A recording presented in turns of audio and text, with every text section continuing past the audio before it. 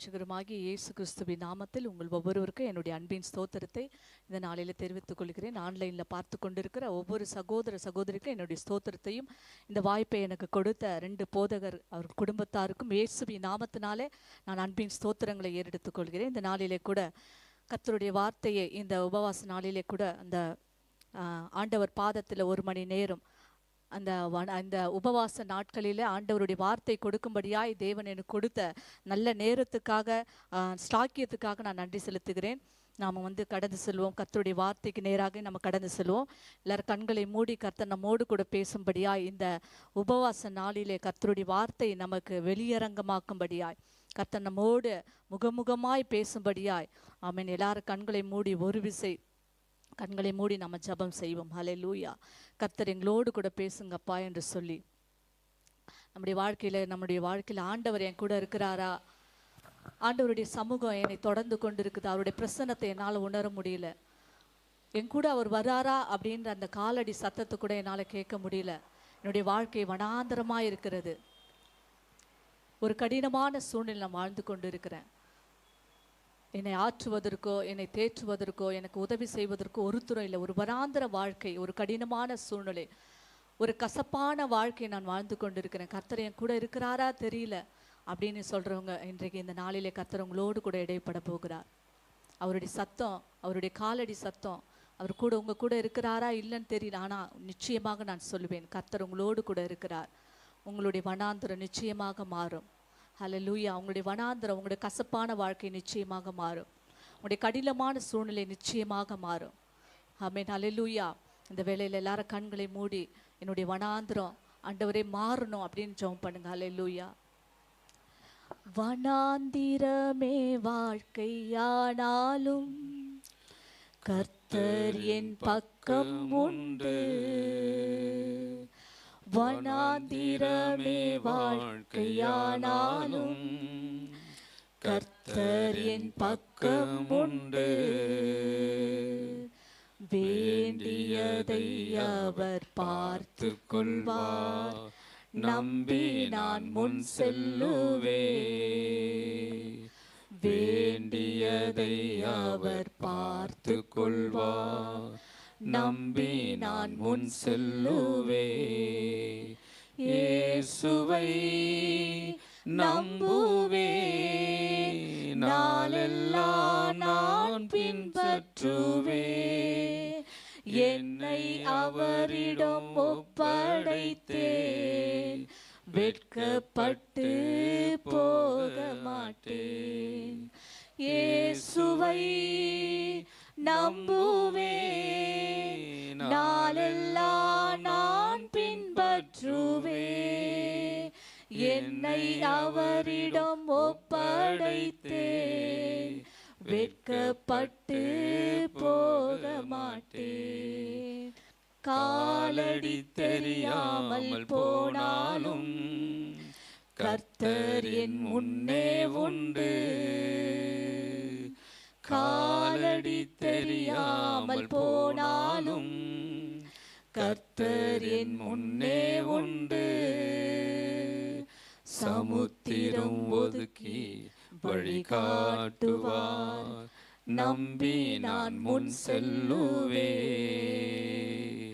சமுத்திரம் ஒதுக்கி வழிகாட்டுவார், நம்பி நான் முன் செல்லுவே. இயேசுவை நம்புவே, நாளெல்லாம் நான் பின்பற்றுவே. என்னை அவரிடம் ஒப்படைத்தே, வெட்கப்பட்டு போக மாட்டேன்.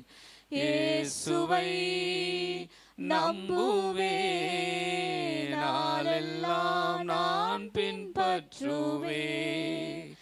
என்னை அவரிடம் ஒப்படைத்தே, வெட்கப்பட்டு போக மாட்டேன்.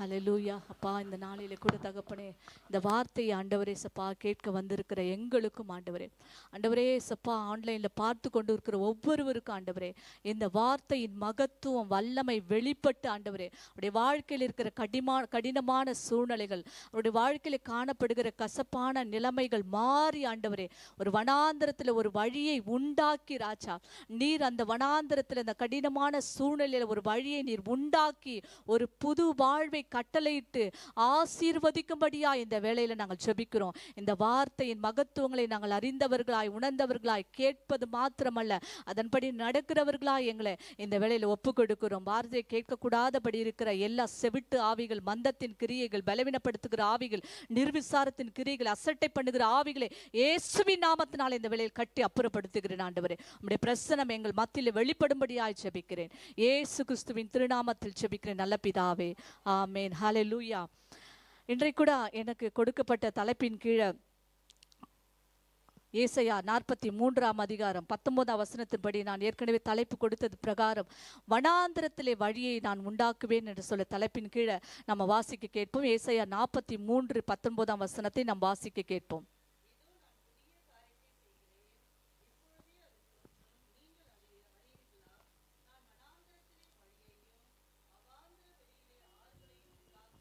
ஆமென். வனாந்திரத்துல வழியை உண்டாக்குற தேவன், நம்முடைய தேவன் வனாந்திரத்துல வழியை உண்டாக்குற தேவன்.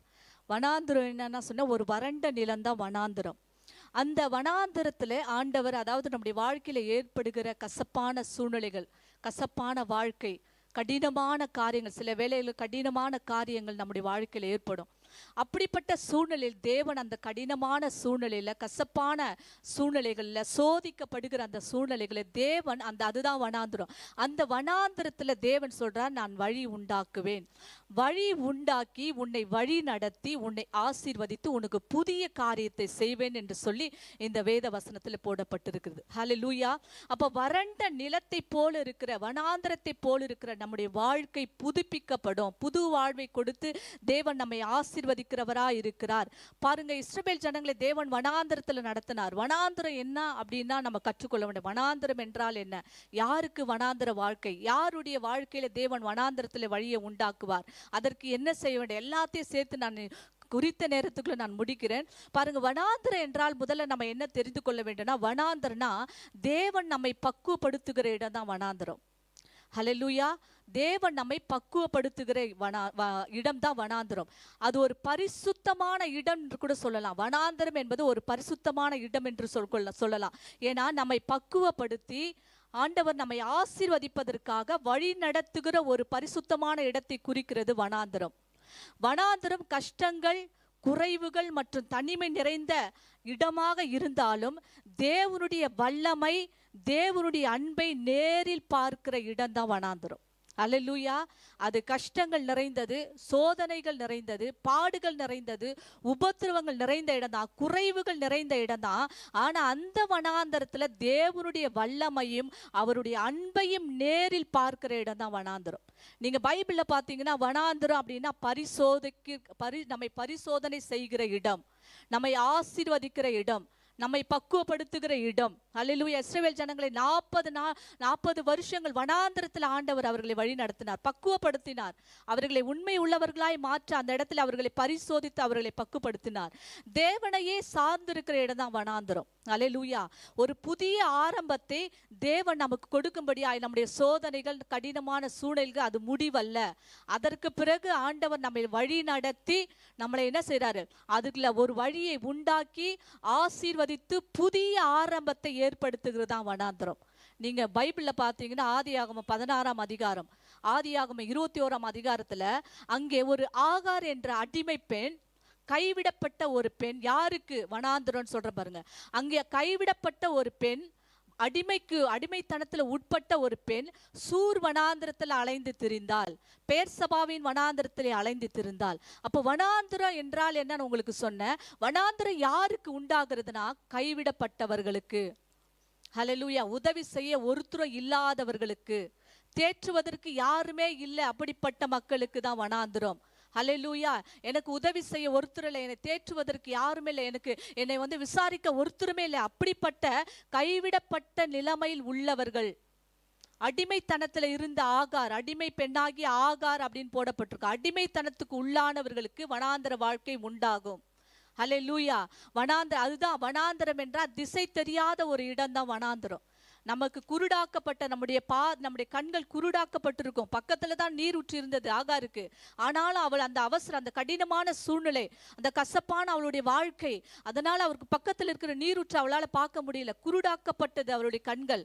பக்கத்திலே நீரூற்றிற்கு தெரியல.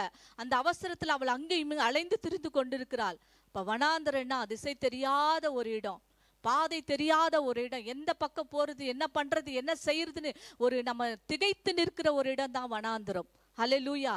அடுத்தது பாத்தீங்கன்னா வனாந்தரம் அப்படின்னு சொன்னா நம்முடைய தேவைகள் சந்திக்கப்படாத சூழ்நிலை தான் வனாந்தரம். நீங்க அதே யாத்திராகமம் 15:22, என்னாகமம் 21:5 பாத்தீங்கன்னா அங்கே தண்ணீர் கிடைக்கலையா அவங்களுக்கு. 3 நாட்கள் வனாந்தரத்தில் தண்ணீர் கிடையாமல் நடந்தார்கள் இஸ்ரவேல் ஜனங்கள். சூர் வனாந்தரத்துல, நாங்கள் வனாந்தரத்தில் சாகும்படி நீங்கள் எங்களை எகிப்து தேசத்திலிருந்து கொண்டு வர பண்ணினது என்ன? இங்கே அப்பமும் இல்லை, தண்ணீரும் இல்லை. அப்போ ஒரு மனிதனுக்கு இன்றியமையாத தேவை என்னது? ஒரு மனிதன் வாழணும்னா அவனுடைய இன்றியமையாத தேவைகள் இருக்கிறதுக்கு நல்ல ஒரு இடம், சாப்பிட்றதுக்கு சாப்பாடு, நல்ல வருமானம், வேலை, நல்ல சுகம், தண்ணீர், சாலை வசதிகள், போக்குவரத்து வசதிகள், மின்சாரம், இதை தான் ஒரு மனிதனுடைய இன்றியமையாத தேவைகள்.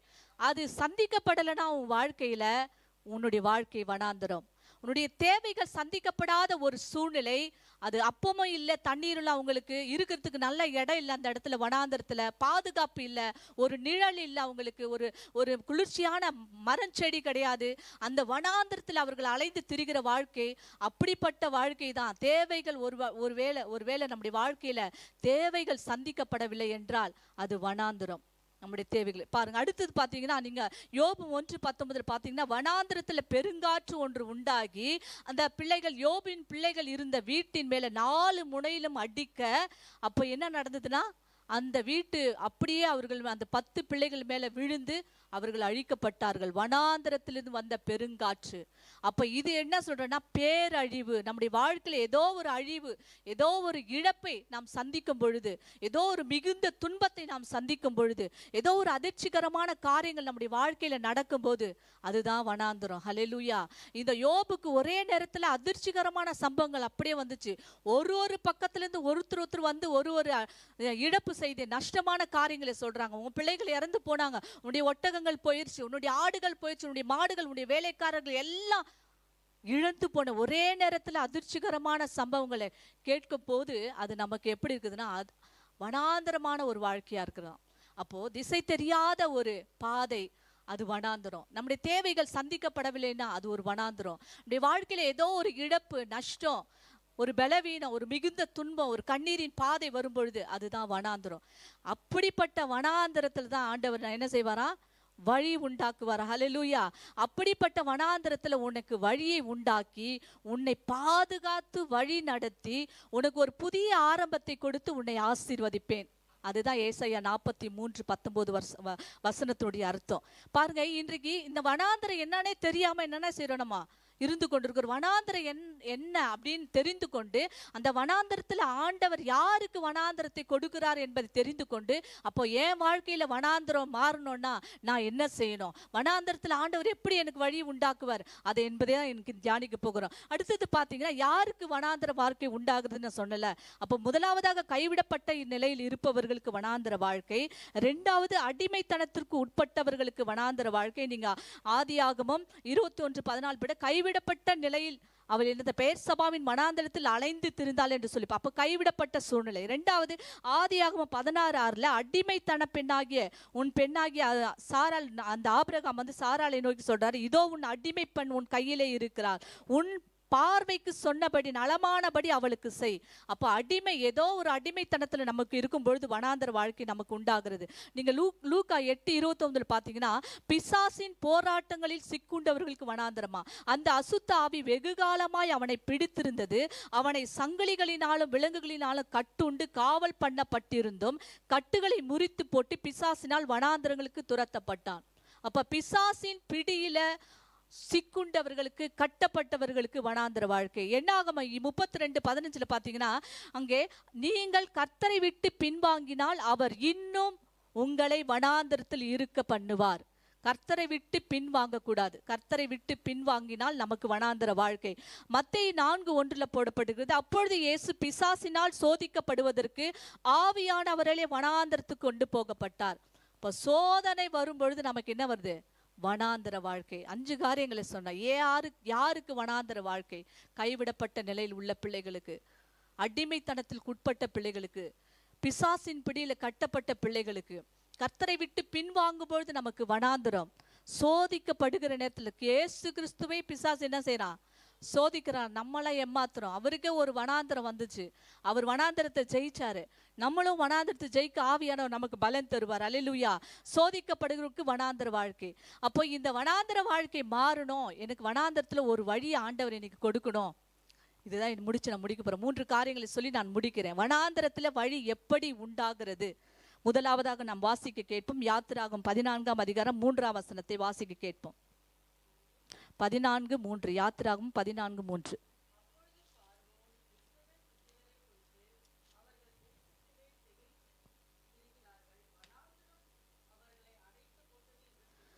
ஆமென். வனாந்தரம் அவர்களை அடைத்து போட்டதாம். இஸ்ரவேல் ஜனங்கள் பஸ்காட்டுக்குட்டியின் ரத்தத்தினால தெளிக்கப்பட்டு எகிப்தில் அடிமைத்தனத்திலிருந்து விடுதலை பெற்று வராங்க. விடுதலை பெற்று வந்த முதல் வேலையை அவங்களுக்கு ஈரோத் பள்ளத்தாக்கின் முன்னாடியில வந்து நிற்கிறாங்க. அவர்களுக்கு முன்னாடி வனாந்திரம் அடைத்து போட்டிருந்துச்சான்.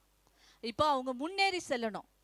நம்முடைய வாழ்க்கையில நாம் முன்னேறி செல்லக்கூடாதபடி, நாம் ஆசீர்வாதங்களை பெற்றுக்கொள்ளக்கூடாதபடி, மேன்மையான காரியங்களை பெற்றுக்கொள்ளாதபடி, சில உயர்வுகளை நாம் பெற்றுக்கொள்ளாதபடி இருக்கிற தடைகள் தான் வனாந்தரம். அல்லேலூயா. இங்கே வனாந்தரம் அவர்களை அடைத்து போட்டது. முதலாவதாக ஆசீர்வாதம், மேன்மைகள், உயர்வுகள் அடைக்கப்பட்ட சூழ்நிலை தான் வனாந்தரம்.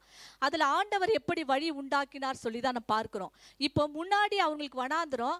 அப்போ முன்னாடி ஒரு செங்கடல் காணப்படுகிறது. அவங்க செங்கடலை தாண்டி தான் என்ன பண்ணோம்? செங்கலை தாண்டி யோர்தானை தாண்டி எரிகோவை தாண்டி தான் ஆசீர்வதிக்கப்பட்ட ஒரு கானான். ஆண்டவர் நமக்காக ஆயத்தப்படுத்தி வைத்திருக்கிற ஆசீர்வாதங்கள், ஆண்டவர் நமக்காக ஆயத்தப்படுத்தி வைத்திருக்கிற நன்மைகளை, ஆண்டவர் நமக்காக ஆயத்தப்படுத்தி வைக்கிற உயர்வுகளை நாம் பெற்றுக்கொள்ளாதபடி அந்த வனாந்தரத்தில் ஒரு பெரிய தடை அவர்கள் காணப்படுகிறது. முன்னாடி செங்கட், பின்னாடி இப்ப யார் வரா? பார்வோன் வரான். போக விட்டுட்டு முதுகுல குத்துறதுக்கு பின்னாடி வரான். 600 ரதங்கள், குதிரை வீரர்கள், இராணுவம், பார்வோன் எல்லாரும் 4 பேர் வராங்க. பார்வோன், 600 ரதங்கள், குதிரை வீரர், அவருடைய ராணுவம் முழுவதும் பின்னாடி வருது. முன்னாடி செங்கடல். இந்த வலது பக்கம் ஈரோத் பள்ளத்தாக்கின் முன்னாடியில நிக்கிறாங்க. பள்ளத்தாக்குன்னா பள்ளம் நிறைந்த இடம் தான் பள்ளத்தாக்கு. பள்ளம் நிறைந்து இருக்கும். இந்த பக்கம் மலை இருக்கும், இந்த பக்கம் மலை இருக்கும். எப்பக்கம் நெருக்கப்பட்டும் ஒடுங்கி நாங்கள் போகிறதில்லை பவுல் சொல்றாரு.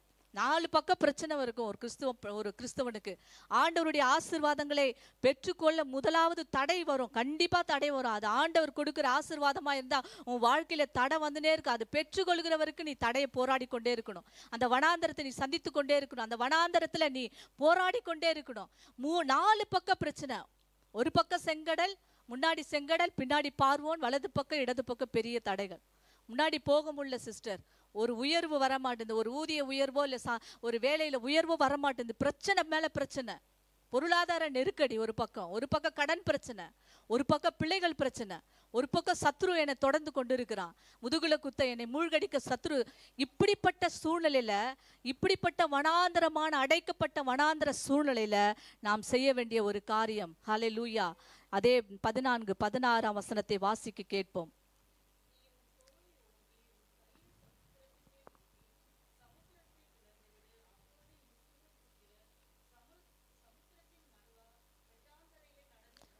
ஆமென்.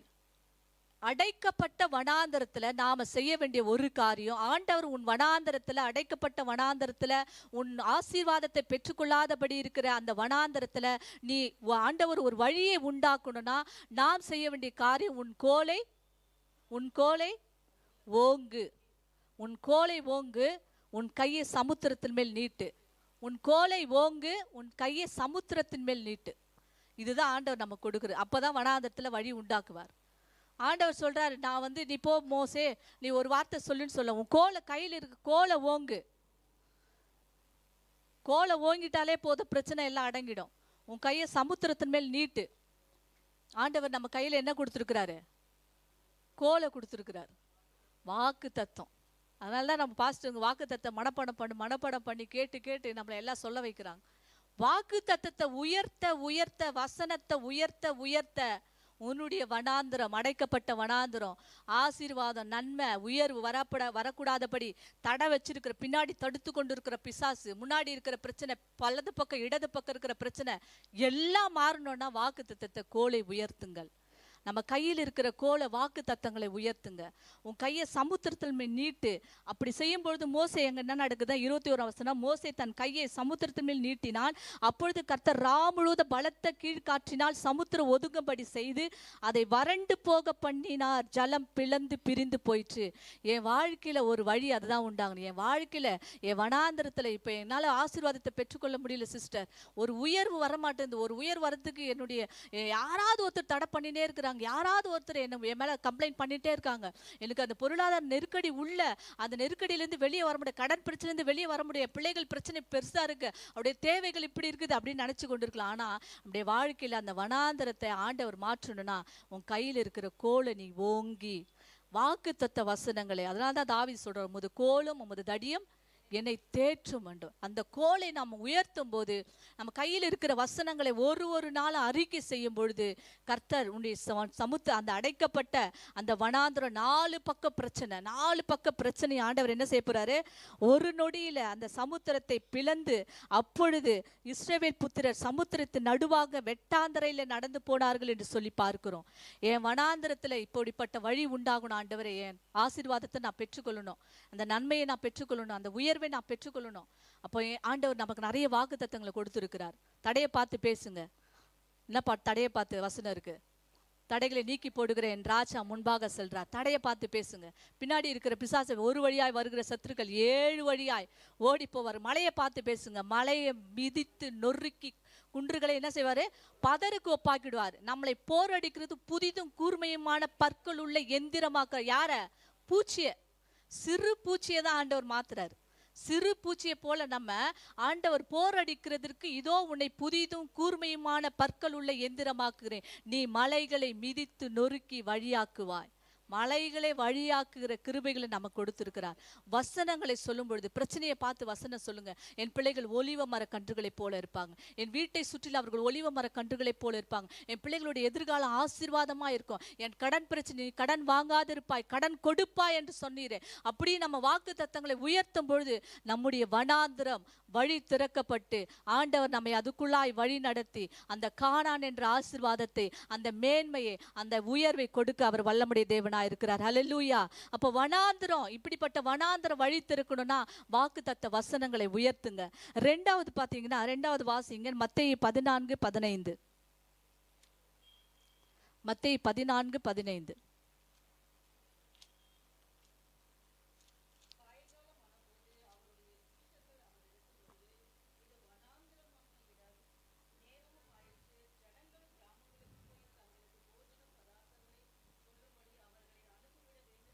ஆமேன். இது வனாந்தரமான இடம், நேரமும் ஆயிற்று, இருட்டாயிருச்சு. ஆண்டவருக்கு 3 நாள் பிரசங்கத்தை கேட்டுக்கொண்டு இருக்கிறார்கள் ஜனங்கள். 3 நாள் பிரசங்கத்தை கேட்டு அவர்கள் மேல ஆண்டவர் என்ன செய்யற? மனதுருகிற, ஏதாவது இவங்களுக்கு கொடுக்கணும், இவங்க பசியா இருக்கிறாங்க. அவ்வளோ ஜனங்கள், 5000 பேர், புருஷர்கள் மாத்திரம் 5000 பேர், பெண்களும் குழந்தைங்களும் பார்த்தீங்கன்னா நிறைய பேர் இருந்திருப்பாங்க. அவ்வளோ பேருக்கும் இப்போ ஆண்டவர் போஷிக்கணும். அப்போ ஆண்டவர் கேட்குறா, இவங்களுக்கு ஏதாவது கொடுக்கணும். அப்போ சொல்றாங்க சீஷர்கள், பக்கத்தில் ஹோட்டல் கூட இல்லை, இவ்வளோ பேருக்கு நம்ம எங்கே இந்த ஹோட்டலில் போய் சாப்பாடு கொடுக்குறது? சாப்பாடு அவ்வளோ செஞ்சுருக்க மாட்டாங்க ஹோட்டலில் ஒரு 50 பேருக்கு தான் செஞ்சுருப்பாங்க. 5000 பேர் இருக்கிறாங்க. அப்படி செஞ்சிருந்தால பணம் ஏது அப்படின்னு ஐயா கிட்ட கேட்குறாங்க, ஏசு கிறிஸ்து கிட்ட கேட்குறாங்க. பணமும் கிடையாது, ஹோட்டலும் கிடையாது, எப்படி கொடுக்குறது? பாண்டவர் உங்ககிட்ட என்ன இருக்குது அப்படின்னு கேட்குறாரு. இங்கே ஒரு சின்ன பையன் 5 அப்பமோ 2 மீனும் வச்சிருக்கிறான். இப்போ இது வனாந்திரம், குறைவுகள் நிறைந்த, ரெண்டாவது பார்த்தீங்கன்னா குறைவுகள் நிறைந்த, தேவைகள் சந்திக்கப்படாத சூழ்நிலை வனாந்திரம். முதலாவதாக ஆசீர்வாதம், உயர்வுகள், மேன்மைகள் அடைக்கப்பட்ட சூழ்நிலை வனாந்திரம். அதுல நம்முடைய கோலை உயர்த்தும் பொழுது அந்த வனாந்திரத்துல வழி திறப்பார். ரெண்டாவது குறைவுகள் நிறைந்து, தேவைகள் சந்திக்கப்படாத சூழ்நிலை. குறைவுகள் ரொம்ப நிறைந்து இருக்கிறது. குறைவுகள் நிறைவுகள் நிறைந்திருக்கல, குறைவுகள் நிறைந்து. ஏன்னா 5000 பேருக்கு 2 மீனையும் 5 அப்பத்தையும் எப்படி கொடுக்க முடியும்? ஆண்டவர் சொல்றாரு, அது என்னிடத்துல கொண்டு வாங்க அப்படி சொல்றாரு. அவர் என்ன செய்யறார்? அவருக்கு அப்பொழுது அவர் ஜனங்களை புள்ளியின் மேல் பந்திருக்க கட்டளையிட்டு அந்த 5 அப்பங்களையும் அந்த 2 மீன்களையும் எடுத்து வானத்தை அண்ணாந்து பார்த்து ஆசீர்வதித்து அப்பங்களை பிட்டு சீஷரிடத்தில் கொடுத்தார்கள். சீஷர்கள் ஜனங்களுக்கு கொடுத்தார்கள். அப்ப நம்மகிட்ட இருக்கிற முதலாவதாக இந்த வனாந்திரம், இந்த குறைவு என்ற வனாந்திரம் மாற வழி என்னன்னு தெரியுமா? நம்மகிட்ட இருக்கிற குறைவை ஏசப்பா கிட்ட வந்து கொண்டு வரணுமா. இல்லாட்டி வானத்தை அண்ணாந்து பார்க்கணும், ஜெபம் பண்ணணும்னு சொல்றேன் நான். வானத்தை அண்ணாந்து பார்த்து ஆசீர்வதித்து அதை என்ன செஞ்சாரு? அந்த அப்பங்களை பிட்டு சீஷர்கள் கொடுத்தார்களாம். அது என்ன ஆச்சு? பெருகுச்சுல. அல்லேலூயா. பெருகி என்ன செஞ்ச? 5000 பேர் சாப்பிட்டு, எல்லாரும் சாப்பிட்டு திருப்தி அடைந்தார்கள். மீதியான துணிக்கைகளை 12 கூடினர். வனாந்தரமான இடம், நேரம் ஆயிடுச்சு, இருட்டாயிடுச்சு. அங்க ஹோட்டல் இல்லை, சாப்பிட்றதுக்கு சாப்பாடு இல்லை, பணமும் இல்லை. ஆனாலும் அந்த வனாந்தரத்துல ஆண்டவர் ஒரு வழியை உண்டாக்கினார். உண்டாக்கி எல்லாரும் சாப்பிட்டு திருப்தி அடைந்தார்கள். மீதியான 12 கூடைகளை எடுத்தார்கள். அதற்கான ஒரே வழி என்னன்னா, ஆண்டவர்கிட்ட இருக்க நம்ம குறையை எடுத்து கொடுக்கணும். எந்த குறைவா இருந்தாலும் ஏசுகிட்ட கொடுங்க. அது சரீரத்துல குறைவா இருக்கலாம், ஞானத்துல குறைவா இருக்கலாம், எந்த குறைவா இருந்தாலும் அந்த குறைகளோடு நம்ம என்ன செய்யக்கூடாது? ஒரு காரியத்தை செய்யக்கூடாது. அந்த குறையே சொல்லிட்டு வனாந்தரம் தான். எனக்கு எனக்கு இந்த பலவீனம் இருக்குது, எனக்கு இதுல கொஞ்சம் வீக்னஸ் நான் அப்படி சொல்லிட்டே இருந்தா அது வனாந்தரம் தான். அந்த குறையை போய் ஆண்டுகிட்ட போய் சொல்லுங்க. அந்த குறையை ஆண்டுகிட்ட கொடுங்க. கொடுக்கும் பொழுது அடுத்தது அவர் வானத்தை அண்ணாந்து பார்த்தாராம். அந்த வானத்தை அண்ணாந்து பார்த்து ஆசீர்வதிக்கும் போது அந்த 5 அப்பம் 2 மீனும் பெருக பெருக எல்லாரும் சாப்பிட்டு திருப்தி அடைந்தாங்களாம். என்னுடைய வாழ்க்கையில குறைவுகள் நிறைந்த என்னுடைய வாழ்க்கை நிறைவாகி திருப்தி அடைந்து நான் மீதம் எடுக்கணும்னா என்கிட்ட இருக்கிற குறைகளை நான் தேவனிடத்துல சொல்ல வேண்டும். அப்படின்னா அது விண்ணப்பம் செய்ய வேண்டும். அவரிடத்துல நான் ஜெபிக்க வேண்டும். எப்பொழுதும் அவரையே நோக்கி பார்க்க வேண்டும். ஒரு காரியத்தை சொல்றேன், நமக்கு வருகிற நன்மைகள், மேன்மைகள், உயர்வுகள் எதுவும் எந்த மனுஷனும் கொடுக்கவே மாட்டான். இத்தனை பேர் விசுவாசிக்கிறீங்க? எல்லாமே பரத்திலிருந்து தான் வருது, அவருடைய கரத்திலிருந்து தான் வருது. நன்மையான ஈவுகள், நன்மையான உயர்வுகள் எதுவா இருந்தாலும் நான் எப்பொழுதும் சொல்ல, யார் அதுக்காக மனிதர்கள் நமக்கு உதவி செய்வார்கள், அது அவர்களையும் மறக்க கூடாது. ஆனா ஃபர்ஸ்ட் முதலாவதாக தேவன் அதான் எனக்கு கொடுக்கிறார். பரத்திலிருந்து தான் அது வருது, அவருடைய கரத்திலிருந்து தான் வருது. அதை ஏதோ ஒரு மனிதன் மூலமா எனக்கு தரார் அப்படின்ற ஒரு உணர்வு நம்ம எல்லாருக்கும் வேண்டும். அந்த காரியத்தில் நம்ம தெளிந்த புத்தி உள்ளவர்களா இருக்க வேண்டும். அப்படி இருக்கும்போது தான் நம்ம ஆண்டவர்கிட்ட போய் எல்லாத்தையும் சொல்லுவோம். ஆண்டவரே, இது குறைவா இருக்கு ஏசப்பா, என் பிள்ளைகளுக்கு எனக்கு ஃபீஸ் கட்ட இது கொஞ்சம் குறைவா இருக்கு. நான் அப்படிதான் டெய்லி ஜெபம் பண்ண, ஆண்டவரே இது குறைவா இருக்கு, இது எனக்கு கொடுங்க ஏசப்பா, இதை நிறைவாக்குங்க அப்படின்ட்டு கையை தூக்கி காட்டும் போது ஆண்டவர் என்ன சொல்றாரு? அது கரத்துல எடுத்து வச்சு ஆண்டவர்கிட்ட காட்டும் போது அந்த குறைவில் ஆண்டவர் நிறைவாக்கி, இது வரைக்கும் ஒரு இன்னைக்கு இப்ப எல்லாரும் இருக்கீங்க, எல்லாரும் சம்பாதிக்கீங்க, ஒரு மாசத்துக்கு ஒரு குடும்பத்துக்கு எவ்வளவு செலவாகும் சொல்லுங்க? சும்மா ஒரு அதிகமா வேணாம், கரெக்டா நார்மலா ஒரு 35-40 ஆகும். எல்லாருக்கும் ஒரு மாசத்துக்கு 40 செலவாகும். எங்க 2 பேருக்கும் வேலையே கிடையாது. ஆனா நான் உண்மையா சொல்றேன், நான் ஜெபம் பண்ணிட்டு அந்த மாசத்துக்கு அப்புறம் நான் என்னென்ன செலவு பண்ணோம், யாருக்கு எவ்வளோ கொடுத்தோம், எவ்வளோ ஃபீஸ் கட்டணும், எவ்வளோ கரண்ட் பில் கட்டணும், எவ்வளோ மெயின்டெனன்ஸ் பண்ணோம் போட்டு பார்த்தா ஆச்சரியமாவே இருக்கும். ஆச்சரியமா இருக்கும், உண்மையா ஆச்சரியமா இருக்கும். குறைவுதான், சம்பளமே கிடையாது. ஆண்டவரே எதிர்பார்த்துருக்குற அவர் கரத்தையே தான் அது டெய்லியும் எதிர்பார்க்கறது. அப்போ நிறைய அவருடைய அக்கௌண்ட்ல பார்க்கும்போது இவ்வளவு பணம் எப்படி வந்துச்சு? ஒண்ணுமே தெரியாது. உழைப்பு இருக்கிறதா, ஆனா கர்த்தர் கொடுக்கிறதா. அல்லேலூயா. பிரயாசம் இருக்கிறதா, முயற்சி இருக்கிறதா, ஆண்டவர் வாய்க்க செய்கிறார். ஆனா அது கரெக்டா வரும், மாசம் வரும், நம்பிக்கை கிடையாது. நம்பிக்கையற்ற சூழ்நிலை. மாசம் ஒரு வேலை செய்யறோம்னா கண்டிப்பா அவங்களுக்கு சம்பளம் வரும், எப்படியாவது வரும். ஆனா வேலைக்கு போகாதவங்களுக்கு ஆண்டவர் தான், அவரே தான் மாசம் எதிர்பார்த்து ஒரு நாள் ஒரு தேவைக்காக. அப்ப குறைகள் நிறைந்த வாழ்க்கையில ஆண்டவர் என்ன சார், அவர் அந்த வனாந்தரத்துல ஒரு வழியை உண்டாக்கி உன் தேவைகளை பூரணமாய் சந்தித்து, இந்த மாசத்துல வாக்குத்தத்தம் வந்திருக்கல, தேவைகளை பூரணமாய் சந்திப்பாராம். சாதாரணமா கொஞ்சமா அப்படி திருப்தி இல்லாம அப்படி பரவாயில்ல அப்படின்னு சொல்ற அளவுக்குள்ள பூரணமாய் சந்தித்து அதை வழி உண்டாக்கி உன்னை திருப்திப்படுத்தி உன்னை மீத எடுக்க செய்வார். அல்லேலூயா. மூன்றாவது ஒரு காரியத்தை சொல்லி நான் முடிக்கிறேன். லூக்கா 8:29. லூக்கா 8:29.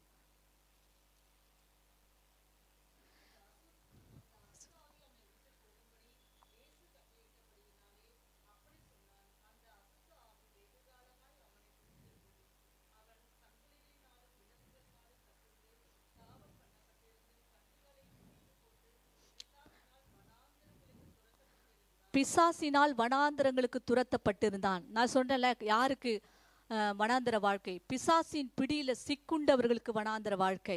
இங்க ஒரு மனுஷன் வெகு காலமாயின் போடப்பட்டிருக்கு, நெடுநாளாயின் கூட போடப்பட்டிருக்கு, எத்தனை வருஷமோ தெரியாது. ஆனா இங்க அவன் அசுத்த ஆவியினால பிடிக்கப்பட்டு கட்டுண்டு அவனை சங்கிலினால விலங்குனால கட்டப்பட்டிருந்தாலும் அந்த காவலை எல்லாம் உடைச்சு போட்டு அவன் என்ன செய்வானா? பிசாசினால் வனாந்தரத்துக்கு துரத்தப்பட்டிருந்தான். மூன்றாவது, பிசாசின் போராட்டங்களில் சிக்குண்ட சூழ்நிலையில ஆண்டவர் எப்படி வழி உண்டாக்கினார்? நெடுகாலமாய், வெகு காலமாய். இவனுக்குள்ள எத்தனை பிசாசு தர்மா இருந்ததுங்களா? பைபிள்ல போடப்பட்டிருக்கு. லேகியோன் என்ற பிசாசுனா ரோமானிய, அதாவது படையின் பிரிவில் 6000 பேர் இருப்பாங்களாம். இந்த லேகியோன்றது ரோமானிய படையின் பிரிவின் பேர் லேகியோன். அதுல 6000 வீரர்கள். அப்போ அவன் மேல எத்தனை பிசாசு இருந்துச்சு? ஒரு பிசாசு இருந்தாலே நம்மளால சமாளிக்க. 6000 பிசாசு சேர்ந்து அவன் என்ன பண்ணுவான்? அதனால தான் அவனை சங்கிலி போட்டு கட்டி, விலங்கு போட்டு கட்டி அவனை வச்சிருந்தாலும் அவன் என்ன செய்வானா? தன்னை காயப்படுத்தி கொண்டிருப்பானா. காயப்படுத்தி கொண்டு அவன் போய் அந்த வனாந்தரத்தில் துரத்தப்பட்டிருந்தான் என்று சொல்லி பார்க்கிறோம். பாருங்க, அவனுடைய அந்த வனாந்தர வாழ்க்கையில் கர்த்தர் ஒரு வழியை உண்டாக்குறார். பாருங்க, அவன் இயேசுவை கண்ட பொழுது 28ஆம் வசனம், கூக்குரலிட்டு அவருக்கு முன்பாக விழுந்து, இயேசுவே, உன்னதமான தேவனுடைய குமாரனை, எனக்கும் உமக்கும் என்னை வேதனைப்படுத்தாதபடிக்கு உம்மை வேண்டிக் கொள்ளுகிறேன். அல்லேலூயா. அந்த வனாந்தரத்துல ஒரு வழி வருது பாருங்க. அவன் இயேசுவை நோக்கி கூப்பிடுறான். என்ன கூப்பிடுறான்? உன்னதமான தேவனுடைய குமாரனே, நீர் பரிசுத்தர் என்று சொல்லி லூக்கா 4:34 போடப்பட்டிருக்கு. அங்க ஒரு அசுத்தாவி பிடித்த மனிதன் சொன்ன, நீர் தேவனுடைய பரிசுத்தர்.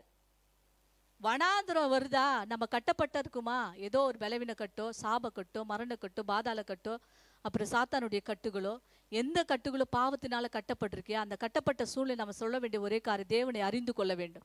இயேசு கிறிஸ்து யாருன்னு அறிந்து கொள்ள வேண்டும். அவருக்கு என்ன அதிகாரம் இருக்குது அறிந்து கொள்ள வேண்டும். முழு அதிகாரமும் அவரிடத்துல இருக்கிறது. அவன் சொல்றான் பாருங்க, பிசாசு சொல்றான், மனுஷனு கூட அல்ல தெளிந்த புத்தி இல்லை, உன்னதமான தேவனுடைய குமாரனே, எனக்கும் என்னை வேதனைப்படுத்தாத வேண்டிக்கோ. 3 முறை வேண்டிக் கொள்கிறேன் சொல்றான். 3 முறை. நீங்க வாஸ்து பாத்தீங்கன்னா 31ஆம் வசனத்துல, தங்களை பாதாளத்திலே போக கட்டளையிடாதபடி அவைகள் அவரை வேண்டிக் கொண்டன.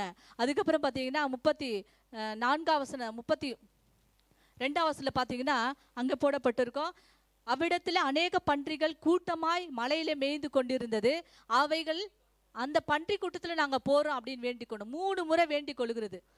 பாதாளத்துல என்னை தள்ளாதீங்க, எங்களை வேதனைப்படுத்தாதீங்க. அப்ப பாதாளம் இருக்குது, அவருக்கு அதுல அதிகாரம் இருக்குது, முழு அதிகாரம். பாதாளத்துக்கும் மரணத்துக்கும் திறவுகோலை உடையவர் இயேசு கிறிஸ்து என்பதை பிசாசு அறிந்திருந்தது. அல்லேலூயா. நாம அறிந்திருக்கோம். அதனால தான் எப்போ பார்த்தாலும், ஐயோ இவங்க நம்மளுக்கு மந்திரம் பண்ணிட்டாங்க, இவங்க நம்மளை சாவடிச்சிடுவாங்க அப்படின்னு சொல்லிட்டு சில பேர் சொல்லுவாங்க. அவங்க எனக்கு மந்திரம் பண்ணினாலும் எனக்கு பயமா இருக்குது.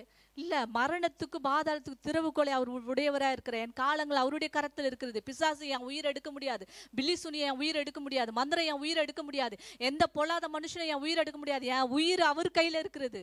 அது சொல்லுது பாரு, பாதாளத்தில் எங்களை அனுப்பாதீங்க, அங்கே வேதனை நிறைந்த இடம், அதுக்கு இருக்குது அறிவு. அப்போ தேவனை நாம் முழுமையாய் அறிந்து கொள்ள வேண்டும்.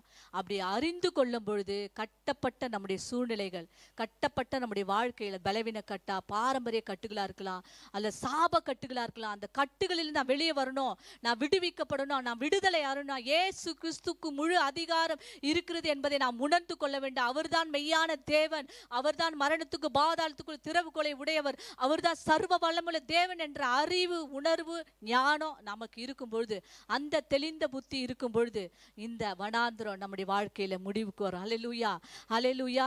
ஆசீர்வாதங்கள் தடைப்பட்ட சூழ்நிலை நான் வனாந்திரம் சொன்னேன். நம்முடைய குறைவுகள் நிறைந்த தேவைகள் சந்திக்கப்படாத சூழ்நிலை வனாந்திரம் சொன்ன. சிக்குண்ட அவர் கட்டப்பட்ட வாழ்க்கை வனாந்திரம் சொன்ன. இந்த வனாந்திர வாழ்க்கை வழி உண்டாக்குறார் ஆண்டவர், வழி நடத்துறார். உன்னை பாதுகாத்து வழி நடத்தி உனக்கு ஒரு புதிய ஆரம்பத்தை கொடுத்து உன் வாழ்க்கையை ஆசீர்வதிக்கணும்னா நாம் செய்ய வேண்டிய காரியங்கள், முதலாவது கோலை ஓங்குங்க, வாக்குத்தத்த வசனங்களை அறிக்கை செய்யுங்க, தேவனை பற்றி அறிவு, அவர் எப்படிப்பட்டவர், அவர் எப்படிப்பட்ட தேவன் என்பதை அறிந்து கொள்ள வேண்டும். அடுத்து என்ன சொன்னேன்?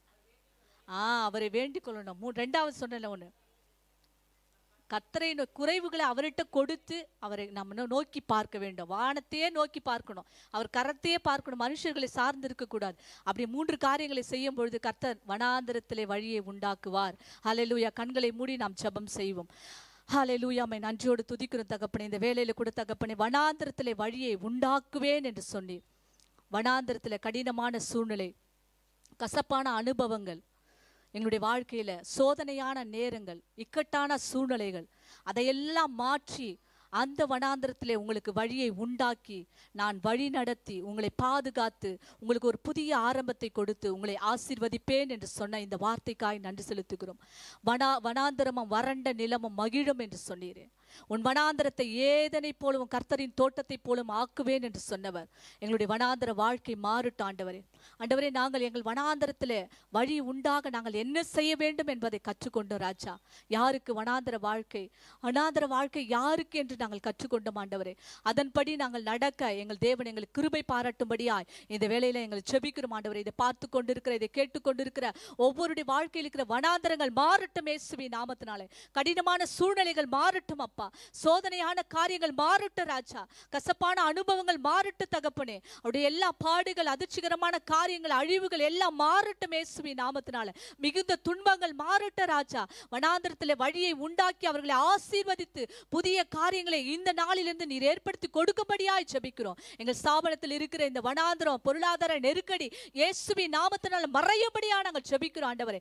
நெருக்கடி மாறட்டும் ஆண்டவரே. அடைக்கப்பட்ட எல்லா வாசல்களும் இயேசுவின் நாமத்தினால் திறக்கப்படும்படியாய் ஜெபிக்கிறோம் ஆண்டவரே. அப்பா, வந்திருக்கிற ஒவ்வொருவரையும் ஆசீர்வதிங்க. ஆன்லைன்ல பார்த்து கொண்டிருக்கிற ஒவ்வொரு மக்களையும் நீர் ஆசீர்வதித்து வனாந்திரத்தில் வழியை உண்டாக்கி அவர்களை ஆண்டவரை கிருபைகளை கொடுத்து மேன்மைகளை கொடுத்து அவர்களை ஆசீர்வதிக்கும்படியா இயேசு கிறிஸ்துவின் திருநாமத்தில் ஜெபிக்கிறோம் நல்ல பிதாவே. ஆமென்.